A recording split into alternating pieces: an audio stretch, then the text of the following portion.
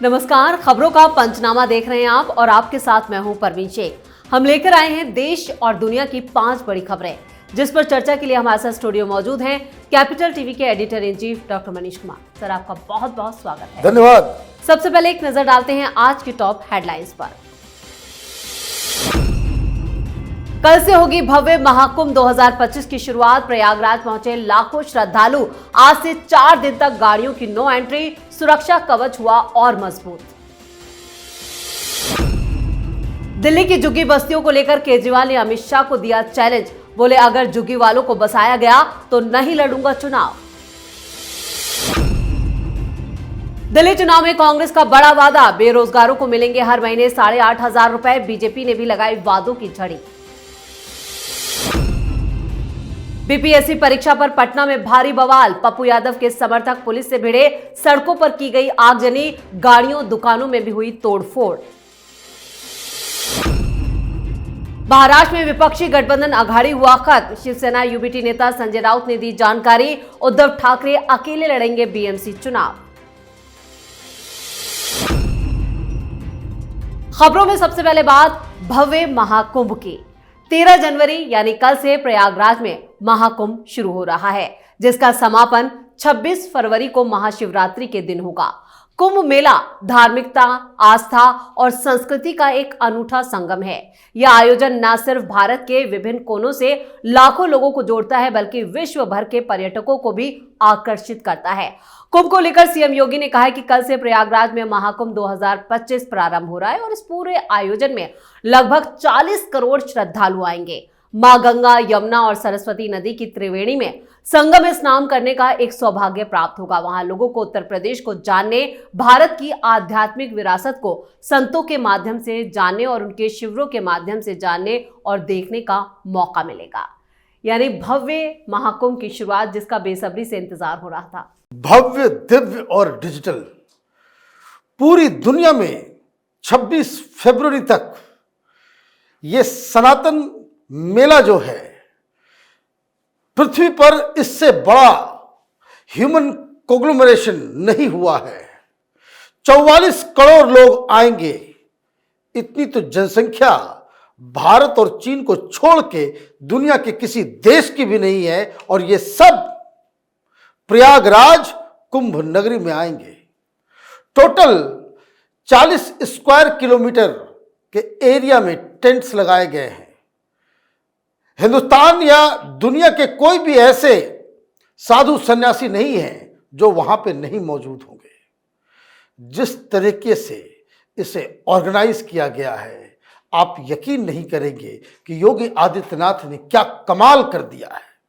और ये सब प्रधानमंत्री मोदी के इंस्पिरेशन से कि चूंकि ये पहली बार मोदी सरकार और योगी सरकार के दौरान ये महाकुंभ होने वाला है, तो इसकी भव्यता और दिव्यता और जिस तरीके से डिजिटल चीजों का इस्तेमाल किया गया है, ड्रोन्स हो, अंडर वाटर ड्रोन्स हो, एआई हो, ऑनलाइन सारी चीजें व्यवस्थित तरीके से, और सबसे बड़ी चीज जिस तरह की सफाई, जिस तरह का मैनेजमेंट और जिस तरीके से आप ये समझिए एक पूरी की पूरी शहर को बसा दिया गया है, ये वाकई अद्भुत काम योगी आदित्यनाथ ने किया है। बिल्कुल सही कह रहे हैं आप। और खबरों में आगे का रुख करते हैं। दिल्ली विधानसभा चुनाव में सियासी तापमान काफी बढ़ चुका है। इसी कड़ी में अरविंद केजरीवाल ने आज दिल्ली की एक झुग्गी बस्ती से प्रेस कॉन्फ्रेंस की और इस दौरान केजरीवाल के निशाने पर अमित शाह और बीजेपी रहे। केजरीवाल ने कहा कि मैं झुग्गी बस्ती वालों की वजह से ही राजनीति में आया हूं और इनके हक के लिए लड़ूंगा।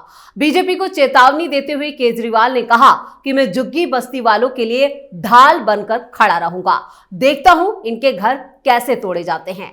केजरीवाल ने इसके साथ ही एक बड़ा ऐलान करते हुए कहा, अगर मोदी सरकार सभी झुग्गी वालों को वापस बसा देगी तब मैं चुनाव नहीं लड़ूंगा। ये क्या है, एक और नया सियासी दांव? देखिए, this man is a pathological liar. इसकी बातों पे क्या भरोसा किया जाए। ये पूरी दुनिया में ढोल बजाता पीटता है कि हमने इनकम टैक्स की नौकरी छोड़ के समाज सेवा के लिए हमने काम शुरू किया। तो कैपिटल टीवी ने वो सीमापुरी के उस सुंदर नगरी का नजारा आपको दिखाया था। गंदगी ऐसी कि आप 5 मिनट के लिए खड़े नहीं हो सकते। पब्लिक टॉयलेट्स ऐसा कि जहां जानवर भी जाए तो बेहोश होकर के मर जाए। ये कह रहे हैं कि भाई झुग्गियों को बसाने का, झुग्गियों के लिए हम राजनीति कर रहे हैं, तो ऐसे ही उसको छोड़ देना चाहिए, क्योंकि आपने जहां से अपनी राजनीति की शुरुआत की वहां ही कुछ नहीं कर पाए, तो बाकी इलाकों में आपने क्या किया? ये तो पोल पट्टी रोज आपकी ही सांसद स्वाति मालीवाल खोल रही है। नरक बना करके रख दिया है दिल्ली को। कोई यहां फ्री बिजली नहीं है, कोई फ्री पानी नहीं है, गंदे पानी सप्लाई किए जाते हैं यहां पे। कोई स्कूल, आप कुछ कमरों को ठीक कर दिया और आप कह रहे हो कि वर्ल्ड क्लास हमने एजुकेशन सिस्टम यहां बना दिया। हर चीज फर्जी है अरविंद केजरीवाल की। और आपने कह दिया कि झुग्गी वालों को अगर घर मिल जाता है तो हम चुनाव नहीं लड़ेंगे, मतलब राजनीति से संन्यास ले लेंगे। तो ये तो आप पहले भी कसम खा चुके हो। पिछली बार 2019 में आपने कहा कि 2025 के चुनाव से पहले तक अगर हमने यमुना साफ नहीं किया तो मुझे वोट कोई ना दे, मैं वोट मांगने ही नहीं जाऊंगा। किस बेशर्मी के साथ आप खड़े हो आज? क्यों वोट मांग रहे हो? अरे जिस व्यक्ति ने अपने बच्चों की कसम खा करके पलटी मार दी हो, उसकी बातों पे क्या यकीन करना? ये छटपटा इसलिए रहा है क्योंकि भारतीय जनता पार्टी और कांग्रेस पार्टी दोनों ही झुग्गी झोपड़ियों में, जे कॉलोनीज में, कच्ची कॉलोनियों में जाकर के जो उसके परमानेंट वोटर्स हैं उसको अपनी तरफ खींच रहे हैं। ये वोट बैंक टूट रहा है, इसलिए ये परेशान है। सही कह रहे हैं आप। इधर खबरों में अब बात चुनावी वादों की। एक तरफ केजरीवाल बीजेपी के वार से बेहाल और बेबस हैं, तो दूसरी तरफ कांग्रेस भी केजरीवाल की घेराबंदी करने में जुटी है। आज कांग्रेस ने अपनी तीसरी चुनावी गारंटी का ऐलान किया। पार्टी ने बेरोजगारी के मुद्दे पर वादा किया कि अगर वो सत्ता में आते हैं तो हर बेरोजगार युवक और युवती को हर महीने 8,500 रुपए दिए जाएंगे। ये रकम 1 साल तक बेरोजगारों के खाते में डाली जाएगी, जिससे उन्हें आर्थिक मदद मिलेगी। दिल्ली चुनाव में घोषणाओं का ये दौर तेज हो गया है। पहले प्यारी दीदी योजना का वादा किया गया था, जिसके तहत महिलाओं को 2,500 रुपए दिए जाएंगे। अब बेरोजगारों के लिए भी एक नई योजना सामने आई है और इसी तरह आम आदमी पार्टी ने भी कई योजनाओं का ऐलान किया है। यानी फ्री की रेवड़ियां सारी पार्टियां बांट रही हैं। देखिए, मैं बार बार कह रहा हूं, ये चाहे बीजेपी हो, चाहे कांग्रेस हो, चाहे आम आदमी पार्टी हो, ये देश को बर्बाद करने का पूरा मन बना लिया है।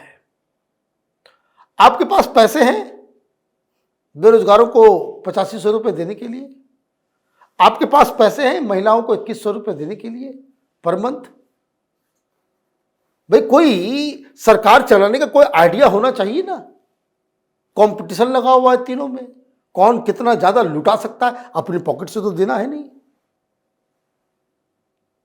भाई केजरीवाल हो या कांग्रेस पार्टी हो या बीजेपी हो,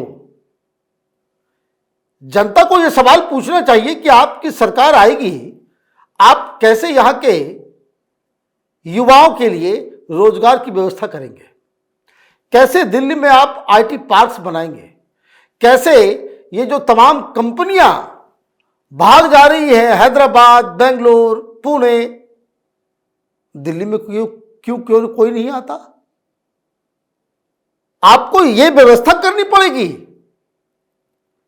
लेकिन यहां क्या है, रेस लगा हुआ है पब्लिक को बेवकूफ बनाने के लिए।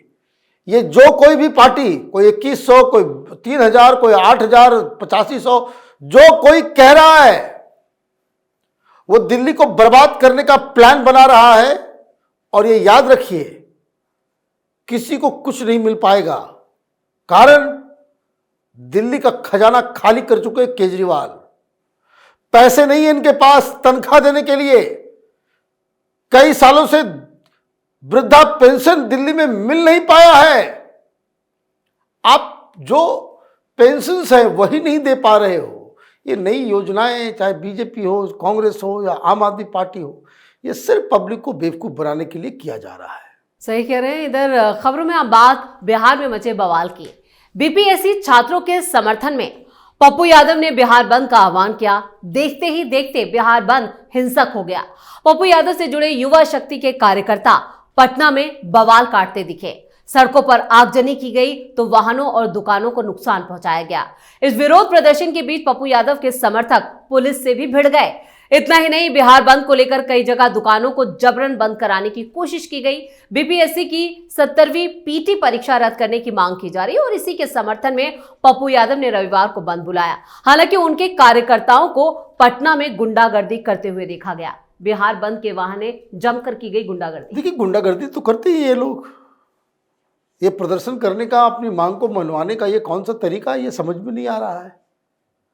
कौन कितना उत्पात मचा सकता है, ये इसकी कहानी है।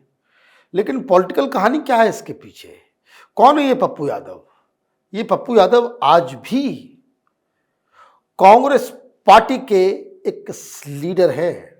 कांग्रेस पार्टी उन्होंने ज्वाइन किया, इनको टिकट नहीं मिला क्योंकि आप अलायंस में थे। तेजस्वी यादव बिल्कुल नहीं चाहते हैं कि पप्पू यादव ताकतवर बने और वो इंडिपेंडेंट चुनाव लड़ते हैं। तेजस्वी यादव ने पूरी जान लगा दी, फिर भी वो जीत नहीं पाए। पप्पू यादव जीत गए। कांग्रेस पार्टी से निकाला नहीं उन्हें।